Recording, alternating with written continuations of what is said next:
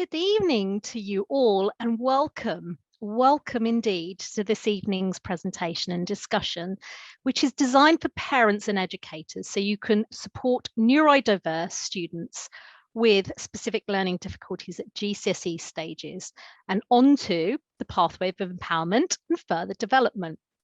So we will be looking at the areas requiring consideration when preparing an Spld teenager for GCSEs level 2. Now, specifically, we will look at tips and resources you can use to support them during the GCSE course. Now, the next talk in March will follow on from this presentation by giving you an overview of how to consider the next stages as well of education. That's A-levels and preparing for university. I want to give you a slight disclaimer here in that there is a lot of information in the slides, and they will be made available to all attendees after this talk if you would prefer, so that you can review, because this will be a whistle-stop tour. There are some recommendations, there are references. Now, I've used green, black and blue in the presentation. So if you can't see these color spectrums, don't worry. A copy of slides can be made and sent to you in black and white if you request it, etc. So don't worry at all. You will, however, be able to see the text today because it is presented as you can see on the screen. For those of you who are joining us now, this evening is a whistle-stop tour and will be available to you should you need to. And I'd like to start off with the next slide, which gives you an idea of what we are reviewing. Spld, so specific learning difficulties, is part of a neurodiverse aspect of learning. And this is a dyslexia.net interpretation of it. And it covers, as you can see, dyslexia, dyspraxia, dyscalculia, attention deficit. So when I use the term Spld this evening, I will use it interactively with dyslexia and other sort of neurodiverse conditions. But in effect, I'm referring to all specific learning difficulties. The second slide that we're moving on to as a reminder is not just about terminology, not just about what Spld is or specific learning difficulties. There's lots of acronyms in the world of education. And I've just put a reminder slide of some of the things that if I forget to say out in full, you will have a reference to go back to if you want to review these slides. But in essence, the key aspects that we'll be looking at today are SENCOs, so special educational needs coordinators, which will be part of your child or the student school, and the JCQ, which is the Joint Council for Qualifications. Throughout this presentation, you'll also see that I will put references for you. So if you need to, you will be able to refer back to these references so that you can get to know and be aware of the facilities and the policies that the institution has put in place. So slide number 4, let's have a look at our aims and objectives. Because ideally what we want to cover are tips and guidances. So how parents and educators support neurodiverse students to develop their autonomy actually starts with the student's psychology, their character, the attitudes. So the aims and objectives of this evening's presentation is not only to discuss the ways to source a diagnostic assessment, exam arrangements. I want you, this talk as well, to look at the foundations of preparing the student and changing some ethos around and surrounding specific learning difficulties, as well as looking at how to prepare and develop, as well as encourage emotional resilience in the student. So I will be giving you lots of tips. This presentation is full of information and it touches on the basics to start you on the process of supporting the student.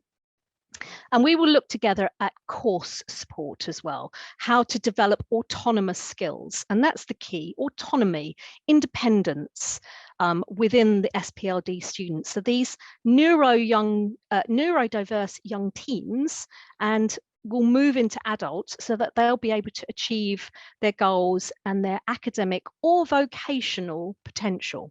So what we will be doing is looking at these 5 key areas. Mentally preparing the SPLD student pre-diagnosis, looking at the types of assessments, looking at specifically in detail exam arrangements and reports, which are traditionally called Form 8. All right, and I'm just going to touch briefly on the adjustments. And then look at, as our 4th area, mentally preparing the SPLD student for their own learning, to help them develop and understand that they have responsibility for their learning too. And then finally, and this is the bulk, and this is where most of the information that will be of benefit and value to you, is looking at GCSE literacy study skill tips required for these students. Now, I know that there is a challenge of finding potentially tutors. So what this session will do is give you a starter. It is not a study skills session, all right? But we'll talk about that a little bit more as we go through. So may I have the next slide, please? And this is a visual representation of what we are going to look at together. We want to look at this process as a cyclic process, all right? So that it moves together and progressively, and you have to go through the processes and go backwards and forward, and it goes round and round so that we help the students holistically. All right, so mentally preparing the specific learning difficulty student. Next slide, please. I'm going to look at the tips and the guidance here. And if we can have the next slide as well, please. So why is this important? The following are reasons that we have to acknowledge. Preparing the SPLD student pre-diagnosis is important because it will impact on their confidence. It may affect their motivation. It may be an embarrassment for them. It may lead to anxiety. But ultimately, what we want to do is make sure they are empowered and their drive to achieve in these students are actually heightened so that they do understand it's about their strengths and skills. So these are the reasons why it's important. So next to it, what I've done is I've put some tips to help these areas. Now I'm going to give you a little example here. Traditionally, I like to demystify what the term SPLD means. Now, bearing in mind, these are young adults, they have their own impression and ideas. So whenever a student comes to me initially to have their first diagnostic assessment, I always ask them, are you right-handed or left-handed? Now, obviously, you guys that are in the that are attendants today can't answer that question, but I'd like you to think about, are you right-handed or left-handed? If I asked you to then, with your dominant hand, write a letter to tell me about the favorite places that you've been to, something of interest to you, you wouldn't find that a problem because you're quite happy to pick up a pen and write with your right hand or your left hand. If, however, I turn round and say, I want you to do that though, but with your non-dominant hand, it doesn't mean that you do not know how to write. It doesn't mean that you do not know the information that you want to translate in the letter. What it means though, is that I've suddenly given you a barrier. You cannot use your dominant hand. And that is exactly what education is like. If the student tells me, oh, by the way, I'm right-handed, and I suddenly use this example using the left hand, I tell them, well, that's what education is like. You are like a right-handed person in a classroom full of left-handed people and you are being asked to write with your left hand. It doesn't mean you can't do it. And some of the students suddenly understand that the idea of having dyslexia means something about how they learn. It's not necessarily that they can't learn. It's actually showing them that there's different ways for different individuals. And then I move on by saying to them, actually, if there was no way of you changing that class and you had to use your left hand, even though you're right-handed, but I suddenly turned around and said to you, but you know what, you can use a laptop if you want, or you can use your mobile phone, or you could even dictate it. Would that be easier for you? And the student invariably says to me, yes, I'd like to use this and I'd like to do that. And I'd turn around and I would say to that student, well, that's what we're finding out today. We are looking at focusing on what you are good at, what you are not necessarily strong at, but I want to be able to give you lots of additional options and ways of showing that you can achieve in X, Y, and Z. And straight away, what we've just done is we've looked at focusing on ability, strengths in learning. I've tried to use some positive language. I've reframed the negative perception, and I've looked at getting the student to accept that they do have a difference and they are neurodiverse, but it doesn't mean that it's a negative aspect. So it's encouraging them to also look at adaptability. There are different ways of doing things. And obviously throughout the assessments, I would give genuine praise and rewards. May I have the next slide, please?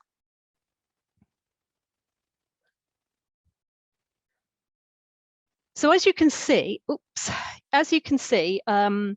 preparing that student for assessment is really important. So obviously, then you need to understand the next area, and that's the type of assessments. So what I will be doing today when I talk about diagnostic assessments and assessments generally, and my colleague will be joining us again. I think she's having internet issues, but she will be talking about access arrangements or exam reports or formates. The three terminologies are intertwined, but they ultimately mean exam adjustments. So I'm hoping that this evening I will answer these questions for you. These are some examples that as an assessor myself, I am asked. That I am asked, and I'm hoping that these are the types of questions that you will have. By all means, as Anna said at the beginning, if you have any questions, do post them in the chat.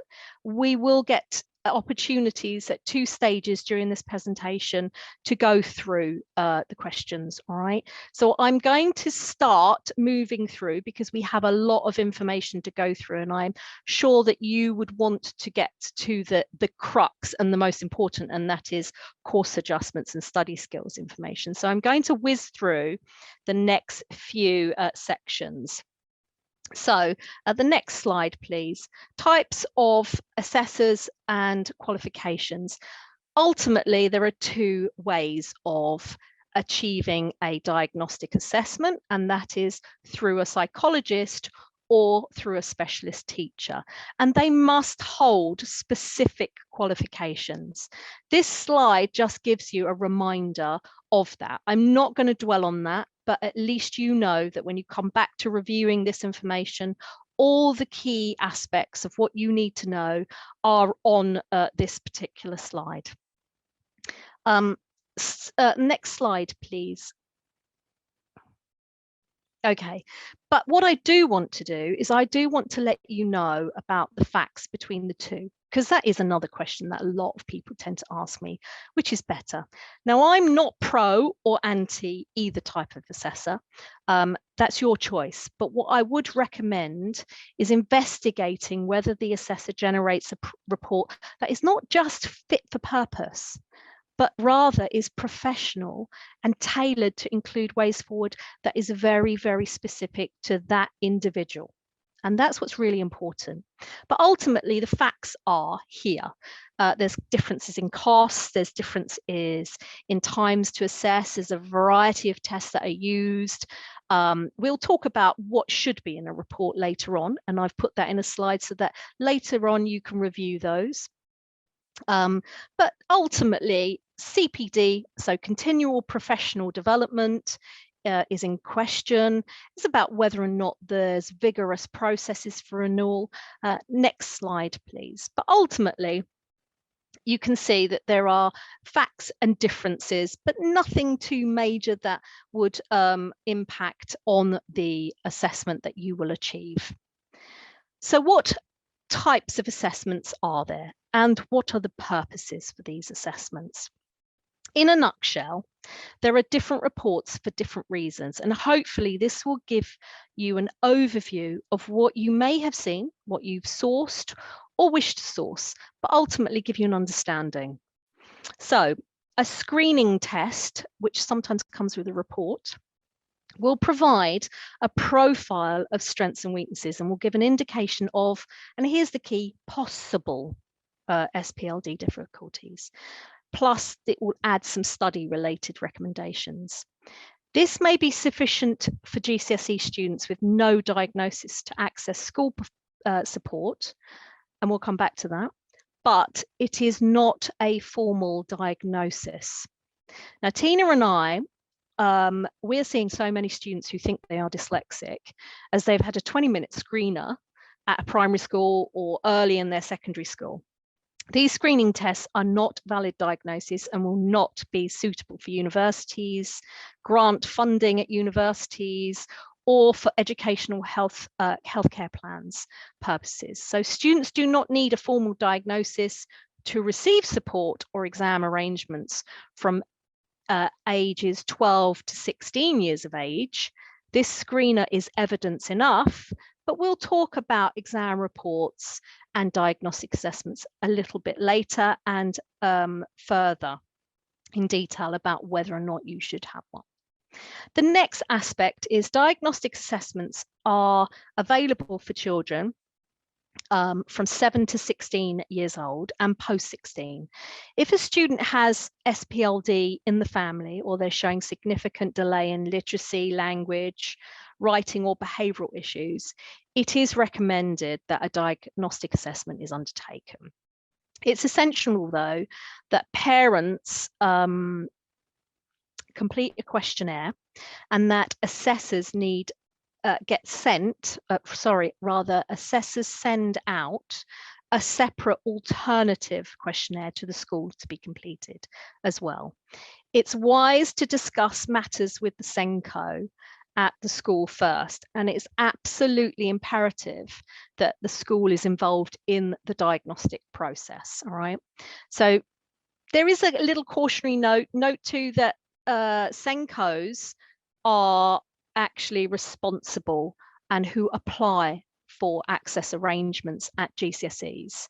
So in essence, a diagnostic assessment report is not needed at GCSE, but we'll look at that when we look at exam reports. But there are set criterions set by the Joint Council for examining boards regarding applications on exam adjustments which apply. It is far better to wait till the age of 16 years and onwards to source a diagnostic assessment report, unless there is significant, as I say, history of SPLD in the family. This is because specialist reports post-16 called DSA are specifically written with higher education and other things in mind. And I'm going to talk about that later on with Bell House in March 2022. So do have a look at future attendance at different courses that Bell House kindly run for everybody. And it is accessible to all. So I do advocate personally full diagnostic assessments, but each student is different. So I really think it's wise to speak to the school, see if they can provide the support, see if they can provide the exam arrangements, the adjustments, etc. And then see whether or not you need to have a diagnostic assessment. And here's the thing, good assessors are not in a rush to assess and diagnose. You know, it's all about working collaboratively with the school so that we support the student. And it's about inclusivity. So it's not necessarily essential to have a diagnostic assessment. It's down to you whether or not you feel that, but there are certain things to consider. So I just want to add the next point then. Exam reports, Form 8s, access exam arrangement reports. What a mouthful. You will find that these terms are used interchangeably. Sometimes people say Form 8, sometimes people say access arrangement reports, sometimes it's exam reports. So you get the idea, you get the gist. We're going to talk about this shortly and way more in detail. And my colleague and guru is in the room, so she can also answer some questions on this. So just to wrap up that section,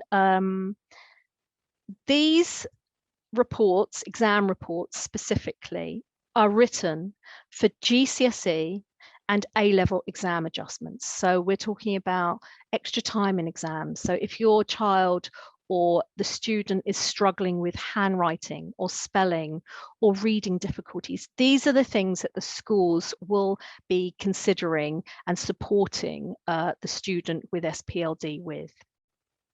And as I say, we will cover that more in detail when we look at exam adjustments as a section shortly. So moving on and taking a little step back. And next slide, please. I want to just give you a brief overview of what a diagnostic assessment pre-16 would cover if you decided to have a diagnostic assessment. I'm only going to look at, as I say, pre-16 at this stage, because if you are interested in waiting for the post-16, do attend the next talk in this series. But this slide gives you what a diagnostic assessment must cover. And you can see at the top of the screen, I've got a little website, and that's the SASC website. So you have all the information on that website, and they are really the committee, the SPLD assessment. I've got to get this right this evening. The Assessment Standards Committee. That's right, mouthful. SASC, SPLD Assessment Standards Committee. They've outlined what should be in each report. And if you've got any queries, do feel free to drop us an email or put your conversations and queries in the chat box. So moving on to the next slide then. Tips for quality assurance. So I've added so that if you decided that you were going to look at sourcing a diagnostic assessment, just some tips to think about. Just make sure that you check that the assessor has a current assessment practicing certificate, or that is registered with the professional bodies that regulate psychologists. And also check how many years the assessor's been practicing. That just gives you a telltale sign of how long, and the specialisms of the assessor as well, so that you know that they know what they're talking about in terms of your child or the student's academic progression and where they're at currently. So I've just put some information that I think would be quite useful for you to bear in mind and to consider when you do look for a diagnostic assessment and how to check the quality assurance of it. The tip I would say is that a good assessor does spend 3 to 3.5 hours, and they are thorough. And that's the key. They have to really be thorough. So to the next slide, further tips for quality assurance for you. Source an overview of what the assessor will be using. That's really a good idea. Get to know what is being assessed and why. It's also part of something that would help you to understand the strengths and weaknesses of the SPLD student as well. And I noticed that some assessors may also screen for ADHD and dyspraxia. I would recommend that you do ask for that sort of thing. So that's really quite useful. I've put a note here: choose a specialist teacher who has 3 to 4 renewed APC certificates. That gives you a rough idea that they have been doing assessments for a very long time, and the renewal process for APCs is vigorous. So therefore, you know that you're actually getting an individual who is aware of the processes and how to assess accurately. And the same principle would apply to choosing an educational psychologist, particularly those who specialize in certain fields and who are aware of other neurodiverse conditions. So moving on, I've got some final thoughts on full diagnostic assessments for you to be aware of. All about screeners and assessments not being funded by the NHS. You have to source these privately, and they may cost, as you can see, between £350 and £1,000. Now that's all depending on the region that you're in, the competitiveness of the assessors in the area. There's lots of factors. So shop around. Just because you live in a certain area doesn't mean you have to source an assessor from that area. It may be worth you traveling an hour, half an hour, so that you can actually get an assessment completed in a cost-effective way that suits you and your family. Okay, so moving on to access arrangements. Now, I've spotted in the chat there are some concerns about access arrangements. So I'm hoping that you will be able to have your answers clarified and reports clarified here in this section. So first off, the next slide, GCSEs. Students without a diagnosis. May I have the next slide, please? Thank you. So from 14 to 16 years of age, schools should be able to process exam applications at the start or during the first year of a 2-year GCSE course. Now, schools are specifically responsible to have firmly established that there's a picture of need and that there's normal way of working during years 7 and 9. For example, the school may know that a student has weak handwriting skills and spellings, but they don't have a diagnosis, but the student has been using a laptop during the class or prefers it for homework, etc. So this is the student's normal way of working.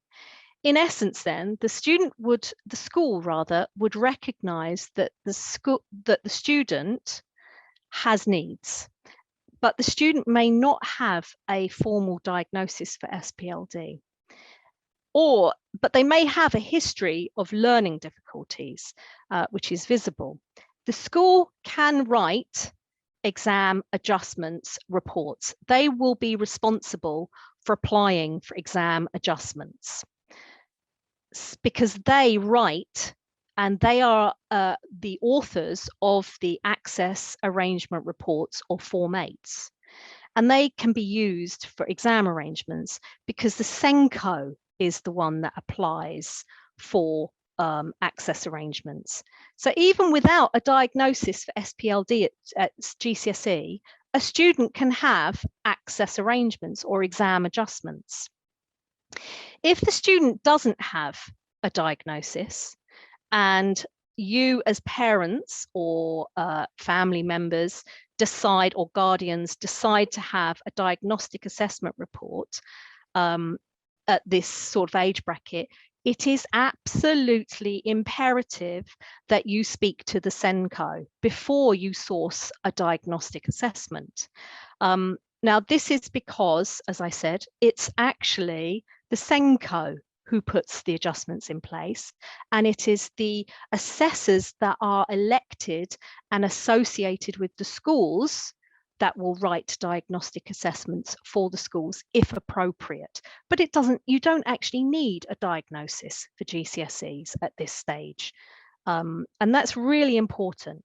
The other thing that I would mention at this stage is you need to speak to the school and the SENCO about GCSE exams and adjustments at least 3 months before exams. Now, there are 2 rounds of exams at GCSEs. There are those that occur in January. So we've just had a round of GCSE exams in January 22, and the application deadlines for those were in October 2021. So the next round of applications for exam adjustments will be in June. Yes, the exams will be in June. So therefore, the access arrangement deadlines to talk to the SENCO will be in March 2022. That's something really important for you to know. All right. And exam considerations, to emphasize this yet again, is the school's responsibility. So liaise and communicate with the school. It's really important. And request study skills. So moving on, there's cautionary notes. And this is really important as a slide. I've reiterated some of these points to you. And I just want to make sure that this is really clear. A privately commissioned assessment carried out without prior consultation with the school cannot be used to award access arrangements. It's down to the school that applies for the access arrangement report. A privately commissioned report may not be accepted, so just be aware. It won't be accepted for exam arrangements. However, it will be absolutely valid for supplementing learning history and difficulties. So the SENCO may use that as guidelines and certainly use it for supporting the student, but it is not the rationale and reasons for why an exam report will be written. All right, so it's really important. All right.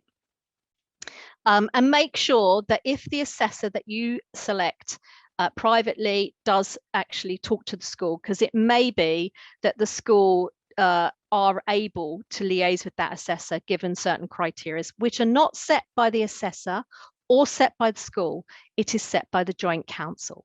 So those are some cautionary notes. Now I've whizzed through this section and I'm conscious of the time and I want to get to how to give you the support for GCSE. So I'm going to, at this stage, ask for questions.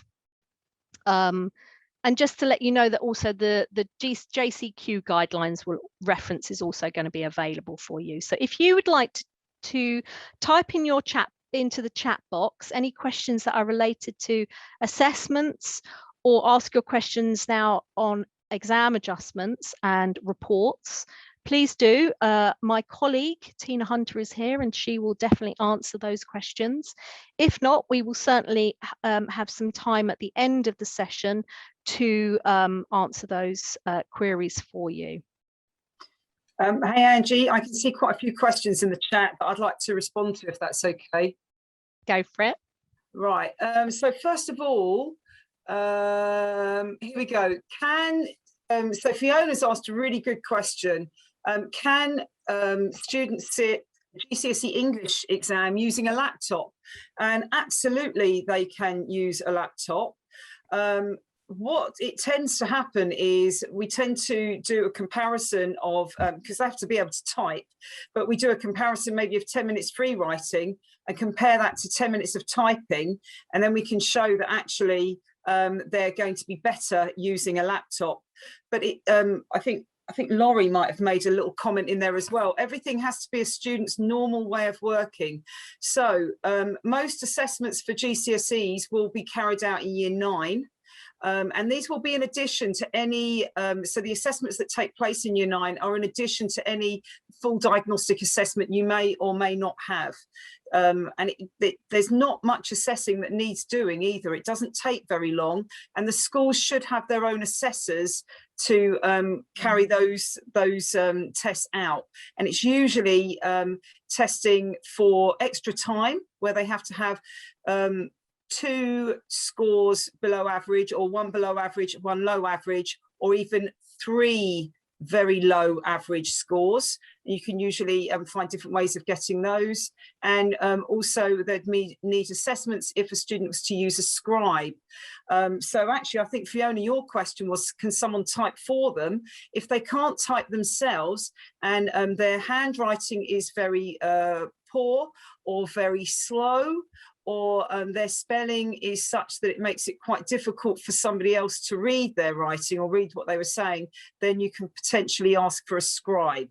But ideally they would use a laptop, and they would be using a laptop in class as well. And then it becomes their normal way of working. I also saw there was a little bit of talk about, hold on, let me see. Reading pens. Reading pens are my new favourite thing, and I did put a link in the chat, www.scanningpens. So reading pens are like a large USB that roll over the script, and they will read the words aloud. So it might be that some students have difficulty with just particular words, like longer words, maybe in some of the sciences, and the pen will just read those for them. But you can, the joy of a reading pen or a computer reader is that you can use those in a reading exam in your English GCSE. So again, it would have to become their normal way of working, and you'd want to have some background evidence that they really benefit from that. But yeah, reading pens are quite new now on the market. They're quite expensive. If you have them that are used just in the classroom, they'll come with a dictionary facility on them, and that is obviously turned off during the exam, but that's quite useful. Let me just see some other, there was somebody else made the point that, yeah, that their child was diagnosed when they're in primary school, but remember that dyslexia is a lifelong learning disability, so it doesn't matter at what age that dyslexia report took place. The point is, when you do exam arrangements from year 9, is because it's done within 2 years of you taking the exam, which is why they tend to do them in year 9. So even though you will have the evidence to say that they are dyslexic, they will be reassessed just for their exam arrangements. And this is for state schools and independent, because I just noticed that someone says, does this work in independent schools too? Yes, it does work for independent schools. And I saw another person in the chat was saying that they seem to be struggling getting their extra time with their Senko, which is really concerning. What happens is you can have a diagnosis, it could be 5-6 years old, the diagnosis. So when they're in year 9, they will be reassessed for extra time. And this is where they need to get particular scores. What you should bear in mind is, if you have very, very bright children, sometimes their processing speed doesn't necessarily fall within that low or below average range.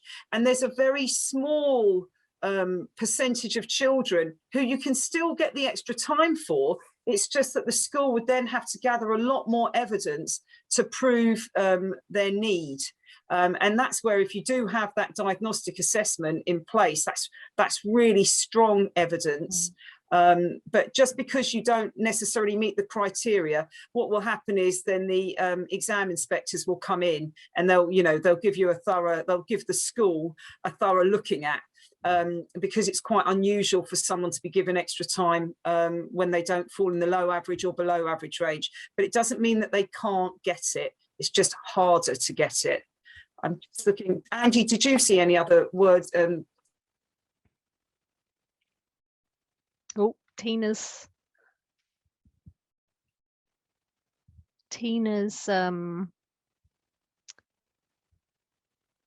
has gone, I think. So what I'm going to do is, there are a couple of questions, Tina, that weren't answered. If you don't mind, if you could pick those out of the chat, and at the end we'll revisit. So if you haven't had your question answered, if you could just copy it again, and Tina will pick that up in the messages, and we'll come back to that at the end. So moving on, because we do have a lot of information. Now I can see from some of your questions here that there is an interest in specifically access arrangements and what is available in schools. This presentation doesn't necessarily cover all of that in detail. It does focus on how to help your student and child. So in future, we know to obviously run something that is more tailored for all about access arrangements. So we'll certainly take that on board as well. All right. So thank you for your questions. So moving on to the next slide. After questions, yep, it's just a recap.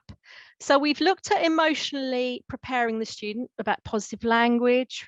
We've looked at types of assessments.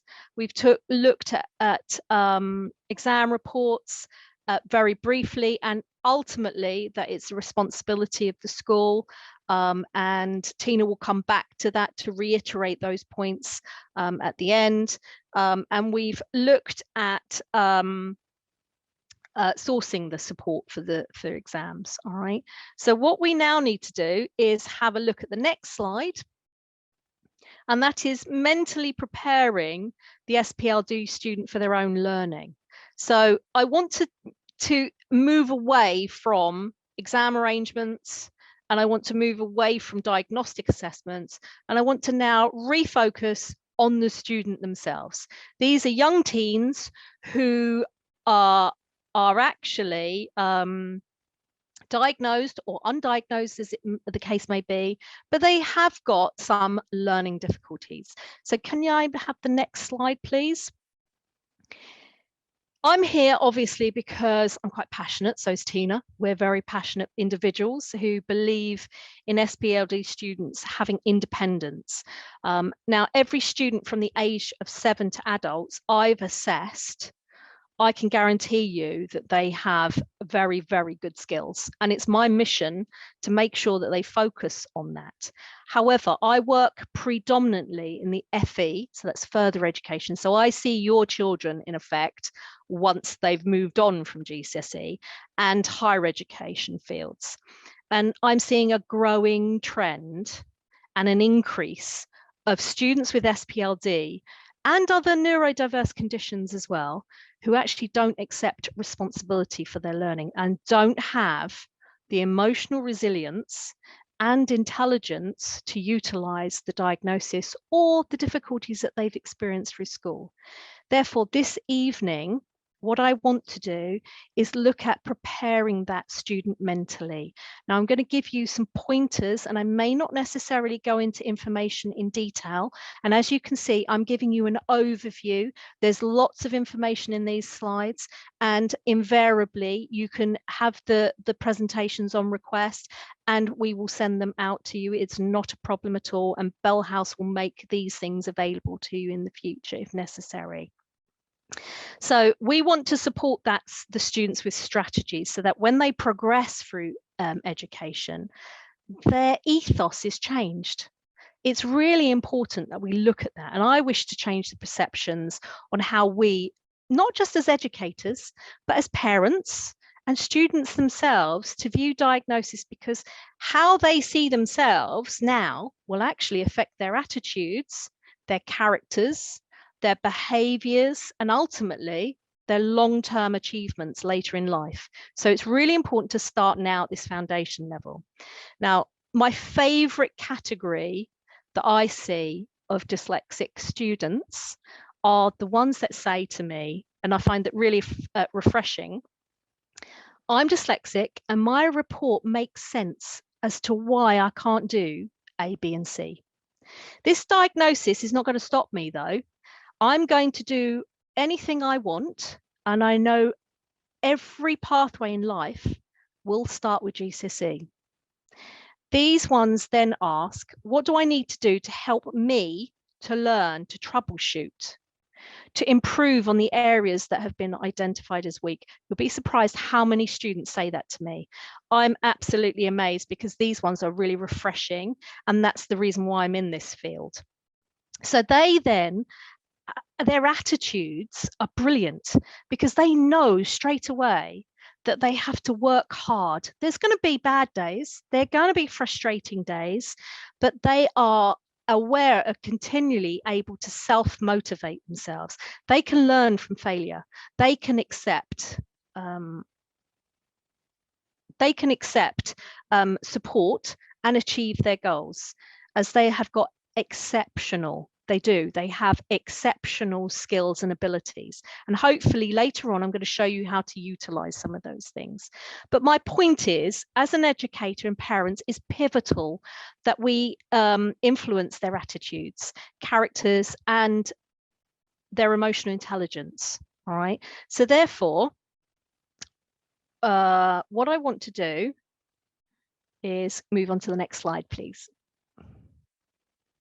I want to ask, once you've got a diagnosis, once you've got their exam adjustments in place, what next? What happens next? What do we need to do? So on this slide, I really want to highlight that it's all about student self-awareness. I've put some points for you to think about as parents, as educators, what you need to ask, what you need to think about yourselves, because that will then give a positive aspects. So I want you to think about helping the student to have, in particular, the first one I think is quite an interesting one, students' self-awareness of their diagnosis or their difficulties and their strengths. It's not just they can't do or their difficulties, it should be about their strengths. I want you as parents and people who are attending today to nurture the attitude that if they can't do something one way, everyone has the capacity to do things in other ways. I want the student to be aware of adaptability and how teaching can have troubleshooting and problem solving. That's really important. So I've listed some things that you can do and what you can start thinking about to impact positively on the mental health and mental well-being and emotional resilience and intelligence of the student. So next slide, please. This section simply will introduce to you what you can do as parents and educators. But as this area touches specifically on counselling, self-awareness and parenting skills, I'm only going to give you a basic guidance of where to go and simple strategies. I will, however, give you more detailed toolkit for setting specific targets with a school or private tutor, or for yourselves to do to support the student with developing the specific skills required for literacy.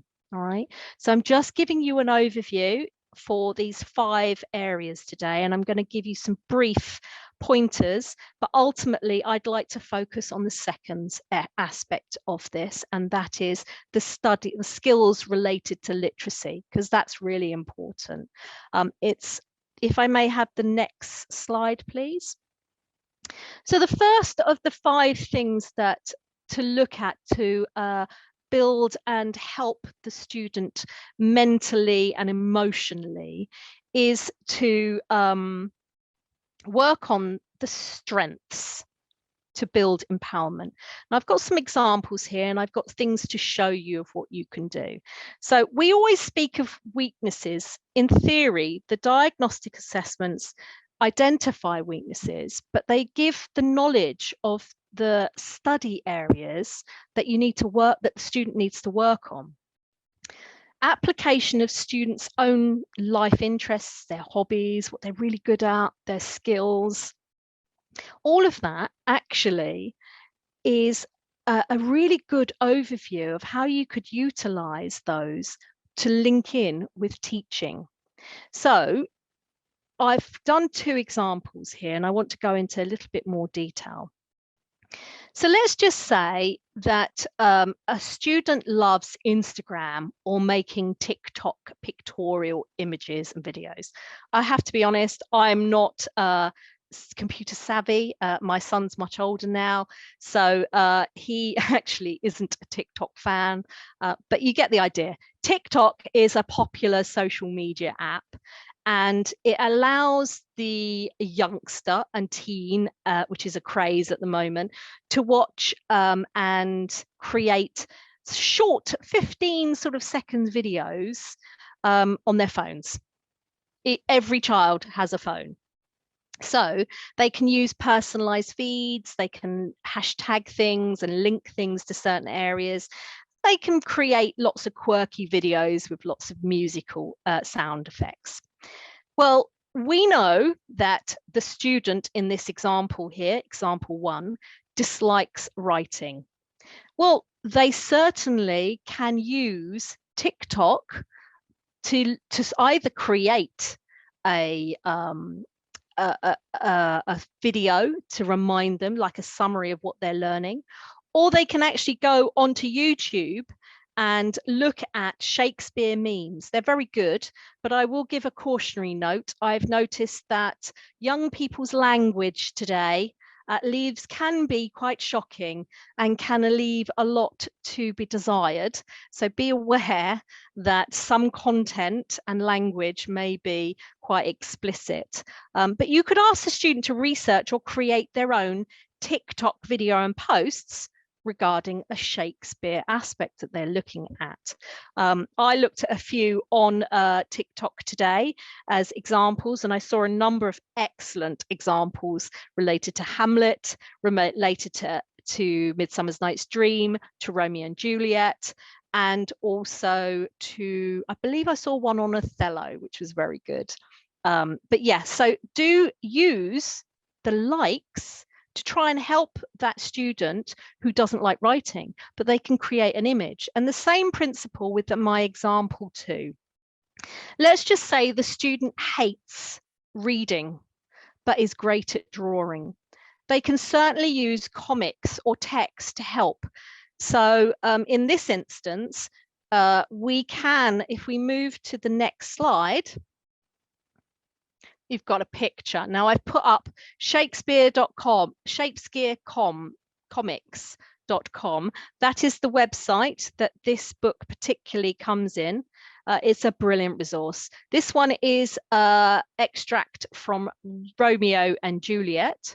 So there's lots of things that you could do. This is brilliant with regards to helping, supporting, structuring, planning, and actually remembering, because there's a visual image, there's color in there, there's the key aspects, and there is also a summary that is not quite Cliff Notes based or York Notes, but it's very, very good to help empower that student to understand that, well, yeah, I'm good at drawing, I'm good at summarizing and remembering, and this is a brilliant example for that.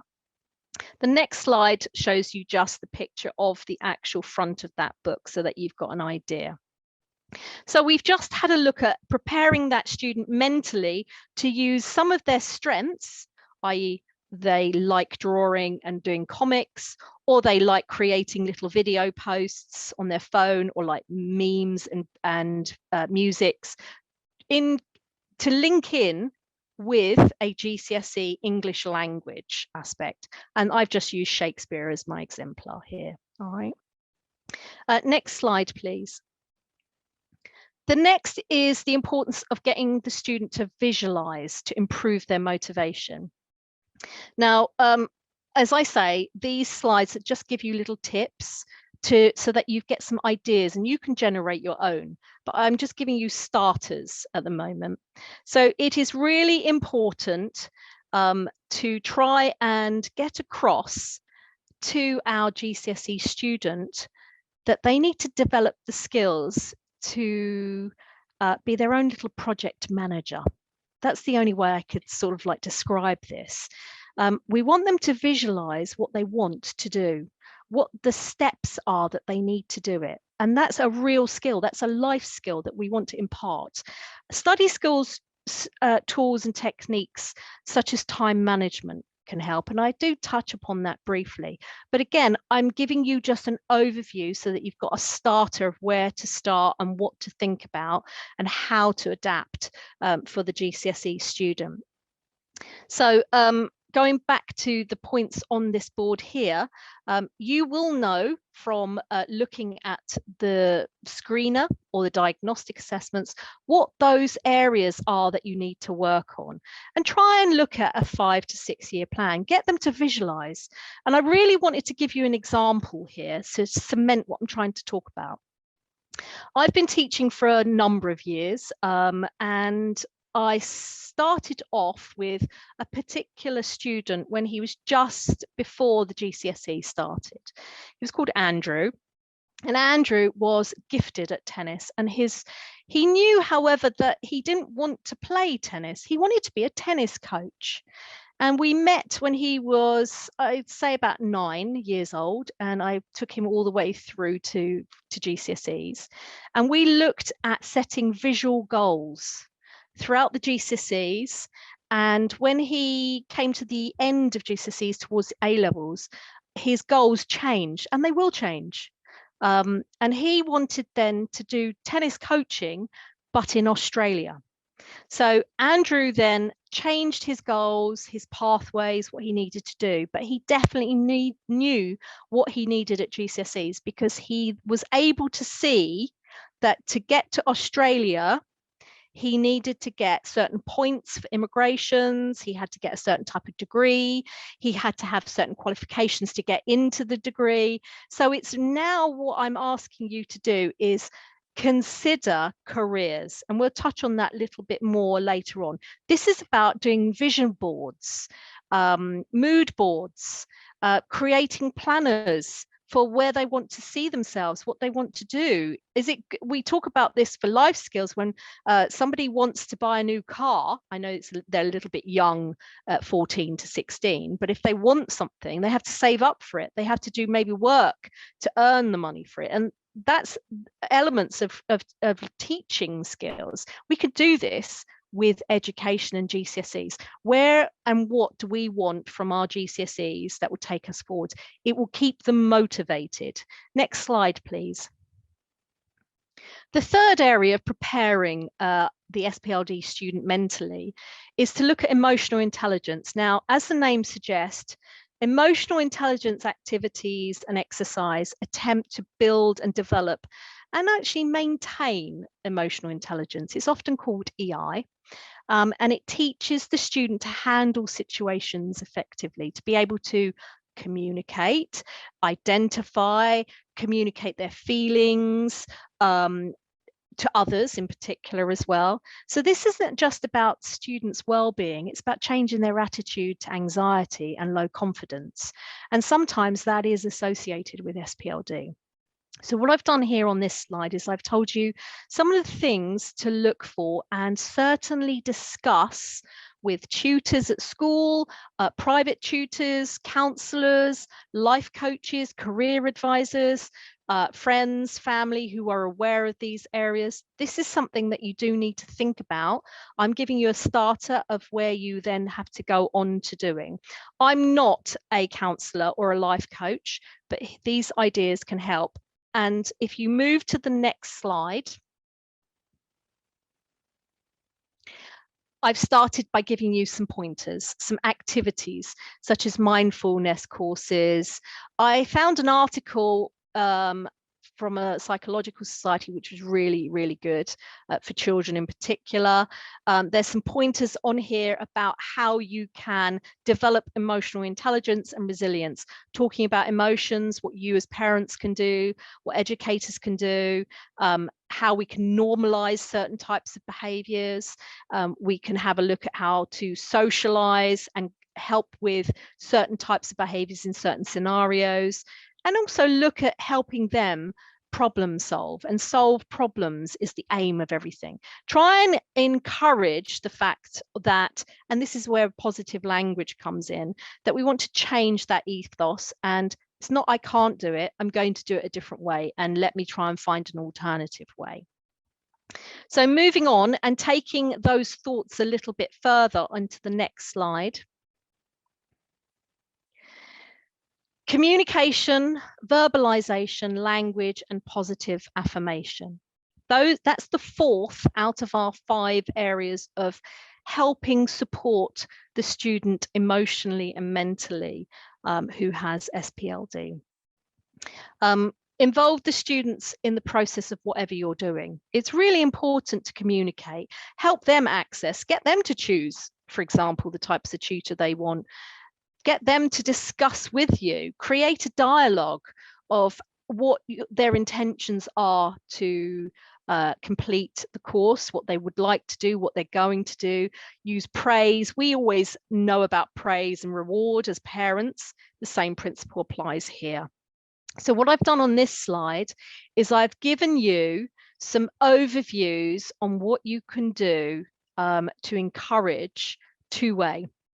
Positive language comes from you and they will give it back as well. All right, so first steps are use praise and positive language, and also encourage conversation about certain subjects, specific subjects that they are doing and what they need to cover. Verbalization is really good because actually to understand a subject area is when you talk about it. Tina will tell you that when I practiced this assessment, I was a fumbling mess because it was, even though I know this area in detail, it's not quite normal and natural to deliver it in a certain way. It's only when I reviewed this a few times and I was a little bit more comfortable in how I was going to present things, that's when I've become more confident in this delivery. And the same principle would apply to a child doing GCSEs. I don't know what to do, I don't know where to start. Okay, well, let's talk about it. And we will be focusing shortly on some of the strategies that you can do. And I want to spend most of this evening, the rest of the time on that, because that's going to give you a real toolbox and lots of toolkits and strategies and ways to think going forward. So may I move on to the final area within the preparing the student mentally and emotionally for their own learning.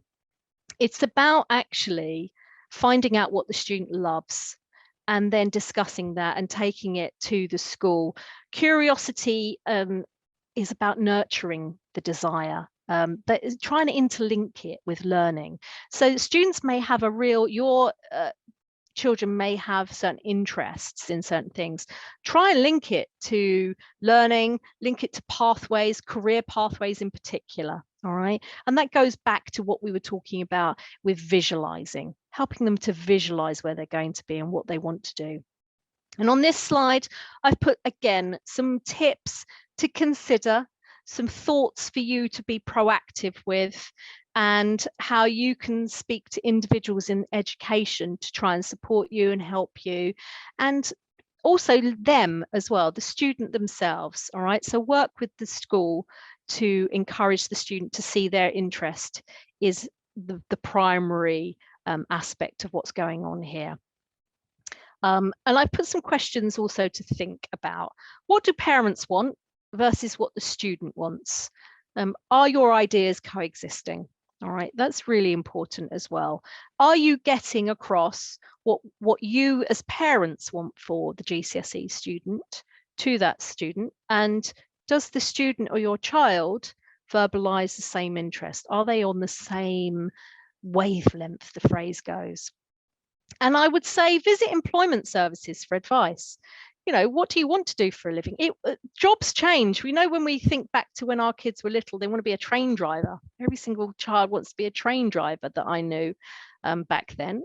They don't. My son is now works for banks. He's a project manager for banking.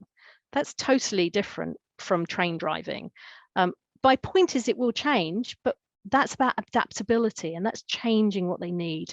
And also speak to family members, speak to the wider community who can mentor, who can offer advice, who can offer, at this stage, they will be roughly between their courses at certain times in the GCSE program, they'll be looking at work experience. This is where you intertwine working life and learning and curiosity and pathways for career together. And that's what's really important.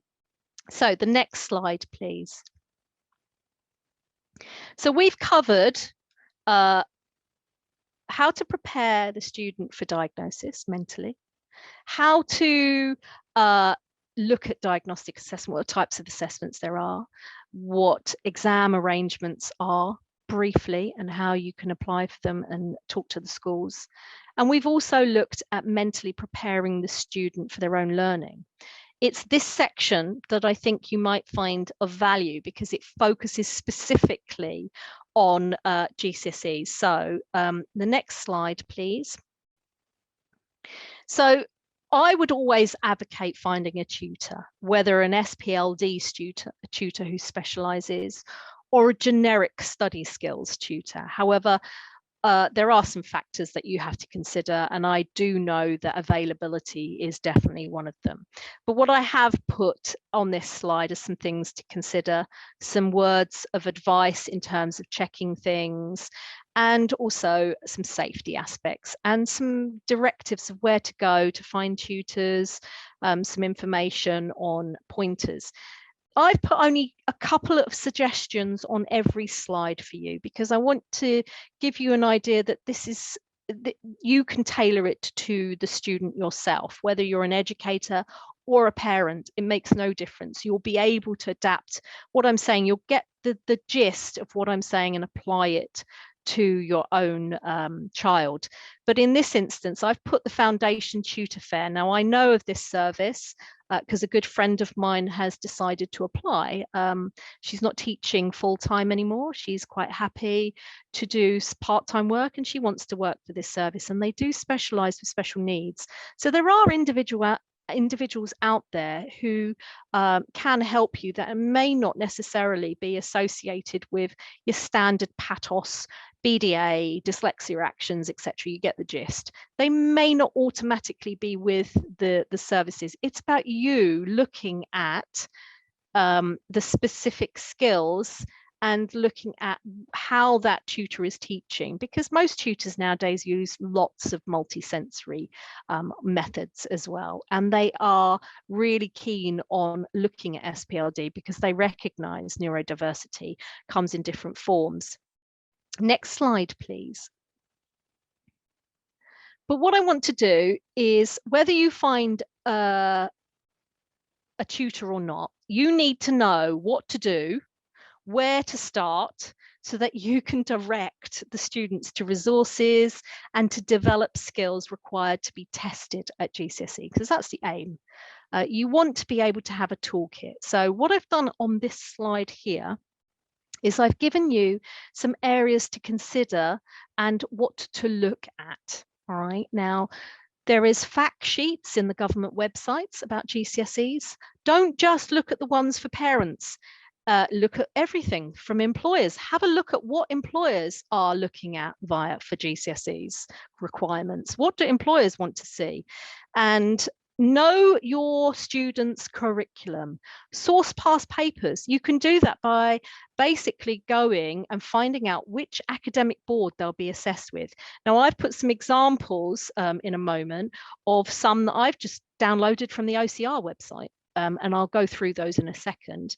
But go online, find the specifications for the chosen subject that your student is struggling with, and download them. Get some sample papers, and then you've got a starting place of what to look for and how to start building and organizing.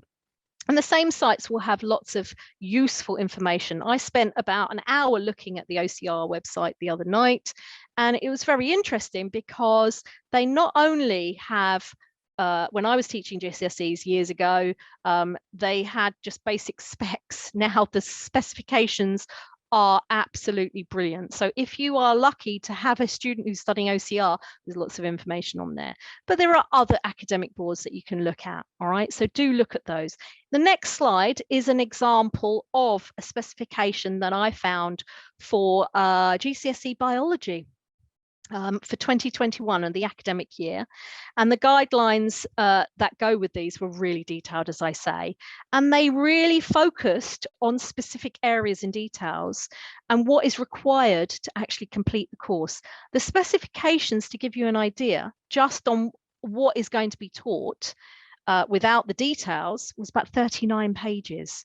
So start off by looking at what your child, what the student has to learn, where they have to learn, all right? Because what we're going to do now is we're going to look at that using examples from GCSEs. So next slide, please. I'm going to whiz through the next slides because these are in a set format.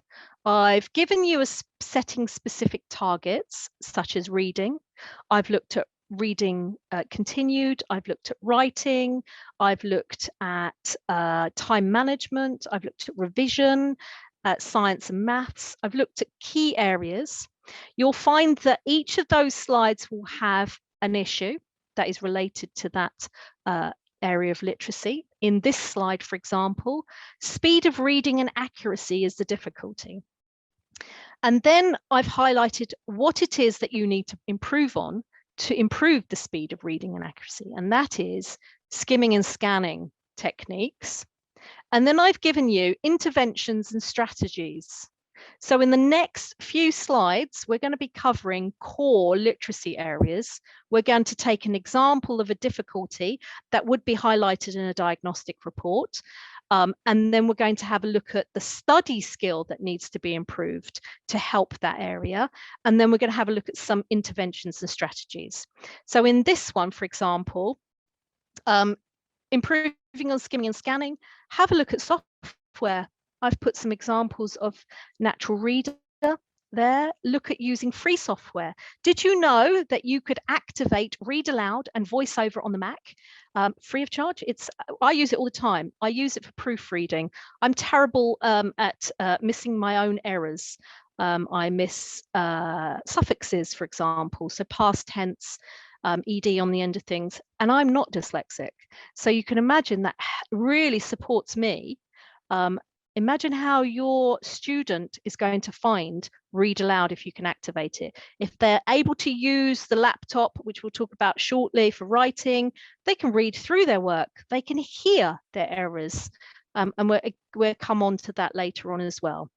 They can use a tint or a tracker overlay like pens. I've put Crossbow Education links there. They give lots of advice on what you can do. Next slide, please. I will add, I forgot to mention, my apologies, I will add, these are in effect study skills strategies that I'm giving you. And this session is not about that. It's about giving you the introductions of what you will need to think about to prepare your children for GCSEs. However, my colleague Tina Hunter and Bell House do run specific study skills strategies. So if you are looking for strategies and a session on revision, there will be, I know that Tina has delivered some of those for Bell House. So there are lots of specific other additional, more detailed sessions that will cover this, all right? So Bell House, do keep in touch with the Bell House website and make sure that you go back to it to have a look at how else they can support you more in detail. This is just a generic overview of preparing and getting ready. All right, so sorry, going on to further reading improving tips. I've added a few more about what you can do, how you can help, and talk to the student about. If you can't find a tutor for the student, who's going to show that student? You can. And these are some of the methods that you can use to help you with some of those tips and strategies. Next one.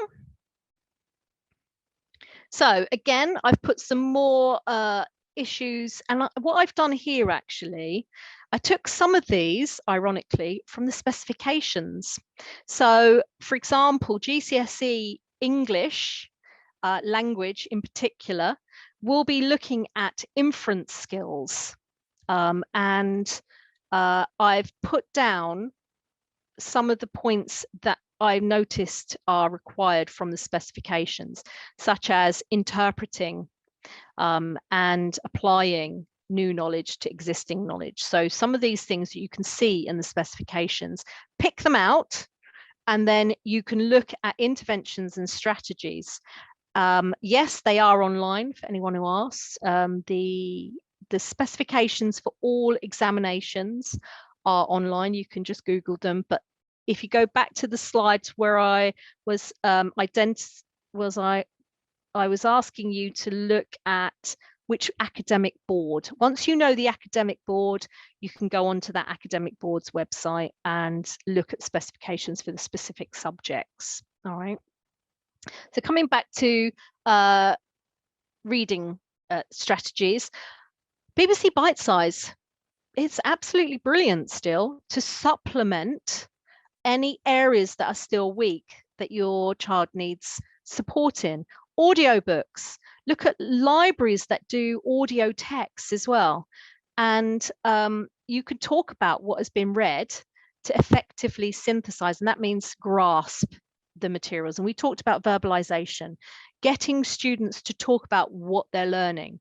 I recall when I picked my son up years ago from school, what did you do today? Oh, not much. And so I had to ask him key questions that he couldn't avoid. So start a dialogue again. To help with their reading, they have to talk about it, which is really useful. Next slide, please.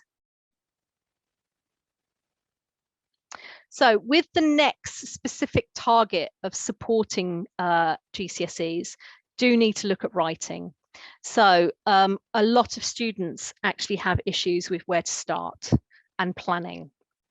So I've taken that as an issue and I've put some intervention strategies and tips for you. Look at using, again, free software. Again, there is Dictate. I don't use it that much because I like typing and I've got a fast typing speed. But students can dictate if they enunciate clearly, because these voice to text softwares, whether they're free or you purchase them, they're not 100% foolproof. So what I would say is download free the software on Word. It's available from 2012 onwards on your PCs. I'm not sure it's available on Macs though, by the way. And YouTube will show you a video on how to download this free accessibility tool. And then mind mapping software, MindView, really good. You can use Word, you can use all sorts of alternatives, pen and paper, the traditional method I always advocate. Mind mapping for brainstorming initial ideas. See books like Tony Bazan, absolutely brilliant. And I've got a website here, which I stole off my colleague, Tina. She has some wonderful resources, and I took this from her, and it's a really, really good website for helping learning and planning and where to start and getting ideas into something visible that students can see. The other, if you move on to the next slide, please. This is an example. Again, Tina delivers some of this in her specific study skills sessions, and I've taken this one from Tina as well. You've got a text, glass, and some ideas of templating. This is an example of how you use templates as an outline. And this could be applied to any GCSE English language or literature aspect. If a student has to write about Macbeth, we always laugh, Tina and I, because for the last 20 years, there's still any boards that run the text for Macbeth. It's always, what is the driving force behind Lady Macbeth? Encouraging Macbeth to kill. So yeah, there's always these titles, these random titles, and this is perfect. You could use the same principle, the text, and then create a template with the student on how they then go about writing and addressing that assignment. Next slide, please. Thank you. So I've also put down other issues that you can think about. So things like sentence structuring, and revisit and relook at the types of sentences, such as topic sentences, and planning. look at constructing paragraphs more in detail. It's not just, we all know, point, evidence, explain. But what does that actually mean to the students? Every student that I guarantee you that I've always reviewed this with, they actually don't know how to create the sentence to give the point. So go back, get that student to feel comfortable and confident in creating certain types of sentences for certain types of purposes. All right, so I've put on this slide here some key things of what you need to consider, and deconstruct the coursework is a good one. All right, what must be included into the assignment? Have a look at writing styles. BBC Bite Size does help you with the different styles, formal, persuasive texts. Students need to know writing purposes and how to do that for different things. So there's lots of information in the specifications, and when you link it to certain things like writing, reading, and spelling, etc., you'll be able to find methods using your child's strengths to help them. And I've given you some directions and starting points. Next slide, please. So, oh, sorry, I jumped on. So as mentioned previously, this session is a generic overview for study skills. So we've looked at reading, writing.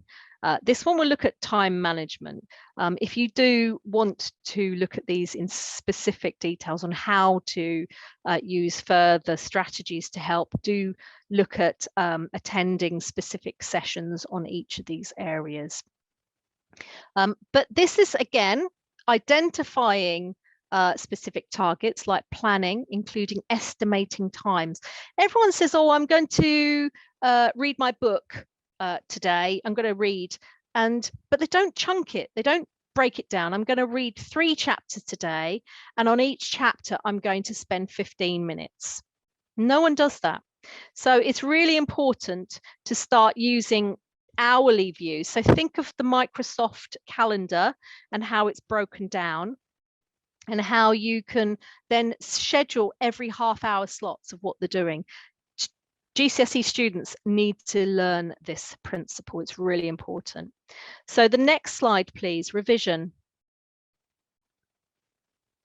So Tina ran a very, very detailed session on revision, and we've started to look at some of those areas by looking at the specifications. Always, before you do any revision with the student, you need to look at deconstructing the curriculum, looking at cataloging the information, looking at the brain as a library. So if you look behind me, I've got lots of bookshelves, but I actually know in the top right-hand corner, there's lots of Shakespeare text. In this section here, there's lots of food, wine books. Down the bottom left is all my travel books. Up here behind me are all the classics. On the second, you get the idea. The brain is exactly like that. The more organized the information goes in a certain way, the easier for recalling. Now, all of this is discussed in specific study skills sessions, and you need to know how to do these with your students and children and get some guidance. And what I've done here is giving you some pointers of what you need to do, all right, and to think about. Because it's really classic to hear the teacher say to the student, oh yes, go off and revise this. But no one actually teaches the student exactly how to revise step by step, chunk by chunk, and with time management in there. So it's really important that we make sure that the student does understand and knows how to revise effectively. And you've got some tools here on how to do it. And the next slide, please. I've just put a brief slide here. I'm sorry that the heading is not the right color. That not as my one, my apologies. But maths, it should say science and maths. And I'm sorry about the pun, but the issues are numerable.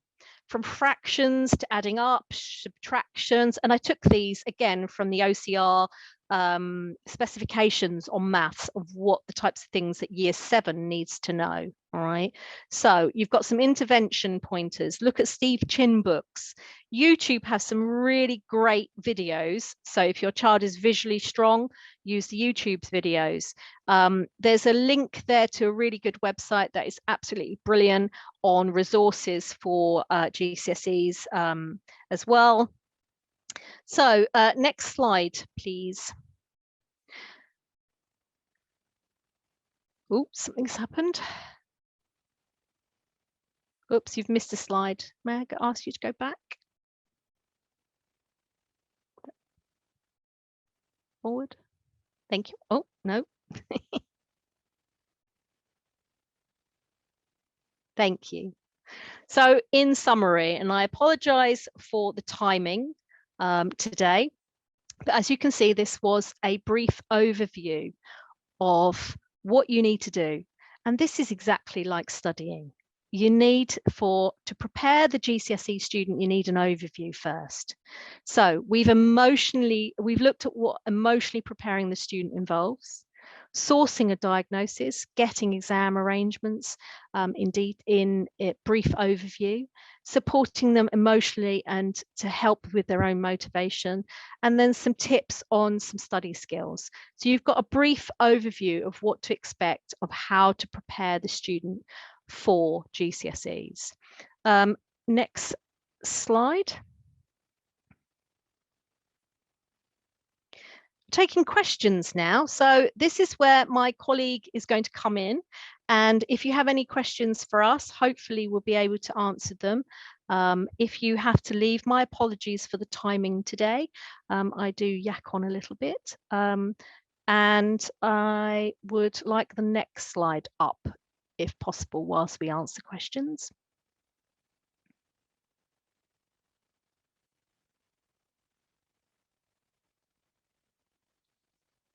Thank you, everybody, for your attention today, and we'll be answering questions now.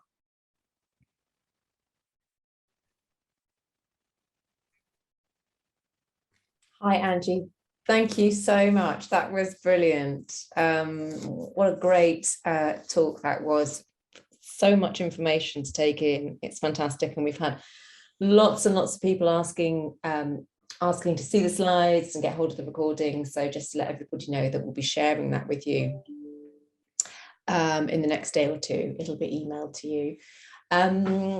Yeah, so questions. And is Tina, are you there? I'm just looking if Tina's here. I know Tina's had trouble with her Wi-Fi this evening and has been dropping in and out. I don't think she's here at the moment. Okay, so I'm going to see if I can look at some of these questions, so bear with me. Yeah. I'm going to start for the most recent question. Do you want me to read it out to you? Yes, please. Okay, well, Yasmin Orchard says, thank you so much, Angie and Tina. That covered every aspect to consider really well. So that's nice. Thank you. You're welcome. I'm sorry it was a whistle-stop tour, but I knew that I was going to be offering these slides to you, and I just simply wanted to give you a holistic overview of how in-depth this can be. So source as much support as you possibly can. Do you want me to stop sharing the slides now? Yes, please. Yeah, okay, I'll do that. Thank you. And then Laurie Etienne has a question. It is said that if a child practices for exam in hall environment, they will get used to it and function better in exams. Is this something that happens in schools? Yes, sometimes there's mock exams. I would say that it sounds like a lot of these questions are related to exam adjustments, I noticed popping up. And this seems to be a key area, because it sounds like parents are concerned about practicing, using certain things, not being able to source exam adjustments for their children. I can see an array of questions that focus on exam arrangements, and maybe in the future we can have a look at supporting you. But the one thing I would say that answers a lot of these questions is the JCQ guidelines. So the question about practicing, yes, they do provide a mock environment for GCSEs, and it's part of their normal way of working. And it can help in certain scenarios, but it's about practice, isn't it? If we all practice, we do feel a bit more comfortable. And I highlighted that with this presentation. So if you put a child in the same principle of going through a mock exam in a hall, they are likely to get used to it. And if they don't, you need to address why. Why are they not? Are they nervous? Are they anxious? Are they cold? Do they feel isolated? So there's lots of factors involved in that particular question. But the principle is try it and let's practice, and hopefully things will work out for the best. Does that answer your question, Laurie?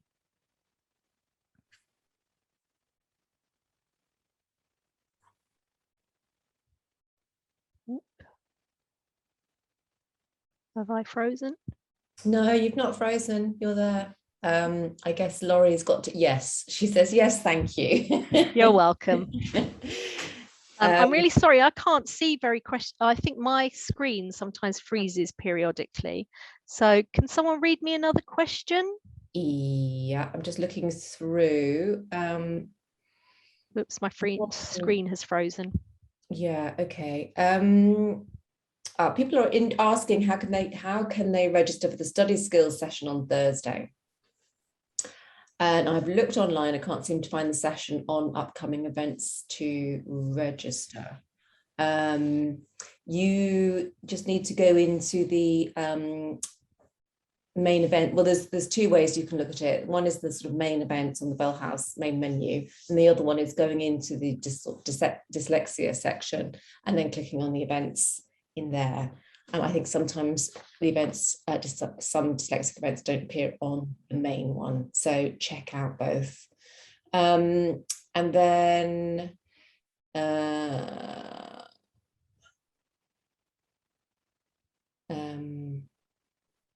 Tina's answered, actually in the chat, Tina's answered quite a lot of the questions already. Oh, fabulous. She's doing her job. Excellent.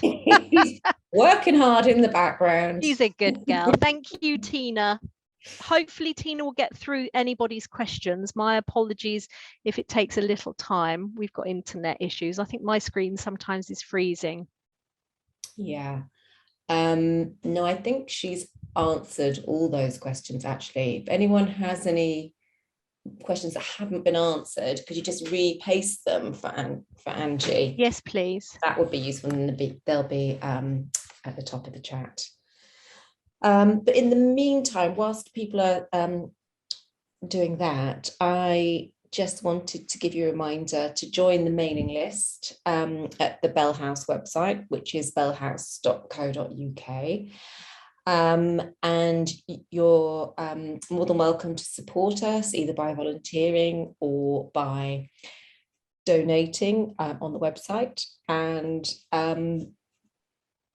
I just want to say again, there Fabienne has pasted when the next talk is into the chat. So that's fantastic. Thank you, Fabienne. There's a link there in the chat to the next talk. We have a question from Laurie. I am a parent coordinator at CEN. We have education rights lead from National Autistic Society. 4th of February, we'll cover discrimination law and adaptations. Oh, so she's she's promoting a talk that she's doing, which is great. That's in the chat. Thank you, Laurie. And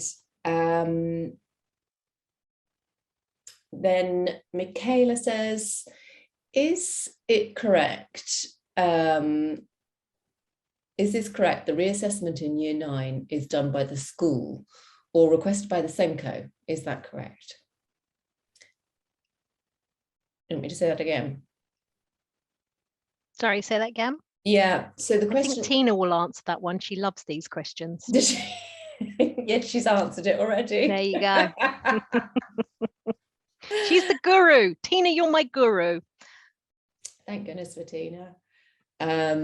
Okay, when a student is allowed break time and exam in a quiet room, should these measures be put in place in year 10 for all tests to help prepare the student? Is that a Tina question as well?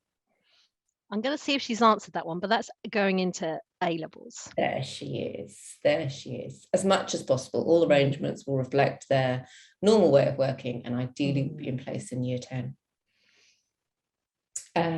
Great.